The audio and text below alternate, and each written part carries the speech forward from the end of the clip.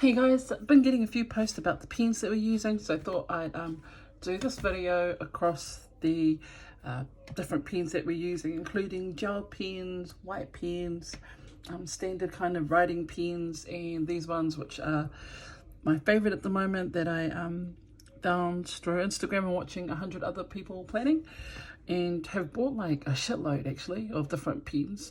So I've got to say that these are one of my favorites. So these are the Zebra Midliner brush pens and also the standard pens, I guess. I don't know what they call the second one.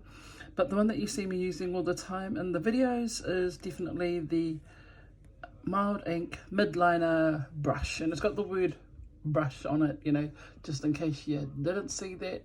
But it can be helpful to know the difference when you're looking on Amazon and on those other sites. This is this midliner pen, which looks completely different. And one you can see the brush on, and the other one is just the ordinary cap. So the other difference is why I like these pens is for the fact that they've got two nibs. So I feel like I'm getting twice my money's worth, and I like that feeling. So yep, the midliner brush pens by Zebra. And what I've done here is just to show the different kind of strokes. So this is the brush stroke, so you can do the thin lines and the thick lines like I've done here. And then on the other end is the super fine tip. On this one though, it has got the bold kind of, you can see the nib looks different, and if it's out of focus, it's sorry about that. And then on this particular one, you've got a bold line. So if you can see the marks down here around what the difference is. They come in 15 colors. I've got a whole stack of them, and I bought them twice because I like to have one set on me and one set permanently on my desk. So yeah, just in case you haven't figured it out, I love these pens. For an everyday journaling pen, the pen that I use the most is the Pigma Micron. It comes in packs of maybe 4, 6 and 8, and I've been using them for a little while now. They're my favorite because I find them really lightweight. They aren't like snazzy or anything in terms of design, but they do the trick. The main reason I like them though is because they have archival ink. I don't know, the ink lasts forever, and important for when you're journaling, important for when you're trying to record those kind of details, because not all ink is created equally. And it comes like the pack that I've got. I'm pretty sure I had more actually, but I live in a house where there's other artists or someone else who loves journaling. My pens go missing, drives me mad. But the set that I have, as you can see from the weights on the side, vary from a 005 up to an 8, and there's also, I'm pretty sure in the pack there was like one that was a number 1. So obviously the bigger the number, the thicker the nib for printing. So those are your Pigma Macrons. Gel pens, these are my favorite gel pens, and I've mentioned them before. They come in all these fantastic colors.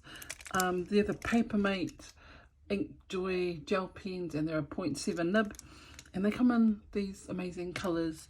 And again, I've bought 2 of them so I can have one on my desk and one that I carry with me. Gel pens, give or take. Yep, there's a heap of them. Again, the reason I love these ones is because they are retractable. You can get the ones with the caps, but I lose those all the time. So yeah, this is definitely my favorite ones that I've come to use at the moment. I like how they flow. I like that the ink is even. They don't like run and bleed out halfway through through whatever you're writing. And they're reasonably priced. But again, I got these ones from Amazon, so if you want to check them out, go for gold. So the next pen that I wanted to talk about that I've got in my collection, that's another staple item, is the Uniball Signo white pen. I'm always trying to figure out whether I'm saying that correctly. But this is the favourite of all the white pens that are available. This is my favourite. You can get them from the Stationery Warehouse or from Wickles. They kind of range between maybe $5 to $7 depending. The reason I like this particular model is for the fact, or this particular pen, is that I find that the way in which the ink runs is nice and solid. And some pens, again, with gel pens especially, they kind of run out halfway, or you can see there's like a streak mark through the middle. If you work slowly with it, or slower than you would in a normal pen, it works really well. So I've had to learn that. And it comes in gold and silver, so great on black paper, great on white paper. But again, of all the pens I've tried, this is my favourite. For those looking at metallic pens, I don't use them often, if I'm honest. And when I do use them, it's only to do maybe a little bit of highlighting or add a little bit of character to a particular letter or a title that I'm doing. But the ones that I've been enjoying using lately are the hybrid dual metallics. So it comes in a range of colours. Unfortunately, I again thought I had a red. I do not. I don't know where it is. But it comes in the orange, green, purple, blue, silver and gold as well. I like these because they have similarly got a lot of ink in them, so they run pretty thick. Again, you just got to learn how to slow your writing down with ink pens to let that ink flow through into the nib. Second one, then, you can see it here, is because it's quite generous with the ink. On occasion, it does tend to smudge if you don't let it set properly. So yeah, these are great.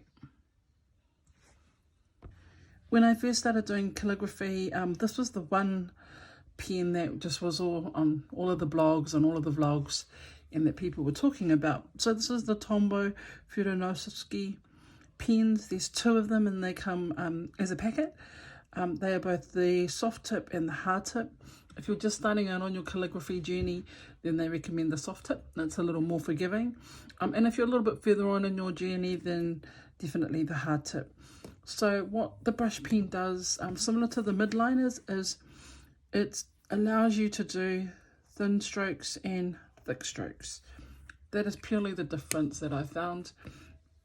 I've really enjoyed using these pens. They're a staple in my collection as well, and I love using them just at work, kind of making my titles look pretty and having that ability to do thin and thick strokes. So Gordon Harris is where you can get them from as well. It's online, Amazon.